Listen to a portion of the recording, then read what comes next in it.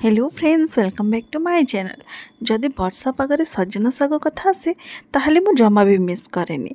तो आज ये साग आम बारी होता जोटा कि भाजी मु जह्नी आ पिज देकी। तो चलतु डेरी नक स्टार्ट करवा।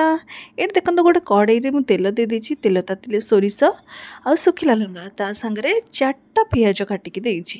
पिज क्वांटिटी अधिक रहिले भल लगे। पिजटा हल्का गोल्डन ब्राउन हो गले मु जह्नी को छोट छोट काटिकी पकईछि।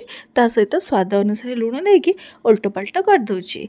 एबे देखंतु एइथरे आमे साग गुड़ाक सजना साग धोईकी छोट छोट काटी देइथिले से सजना साग को आमे एथिरे देबा।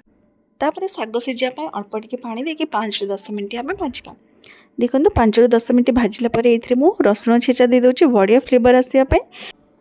तापर आमे संगे संगे गैस टाको ऑफ करनेबा और गरमा गरम साग प्लेट को सर्व करने की एंजॉय करबा। तो ये रेसिपी जदि आपको भल लगे निहाती भाव ट्राए करते निजे खाते अन्य मानक खुआते केमती लगला कमेंट रे जनइबे। आज रोचे बाय बाय।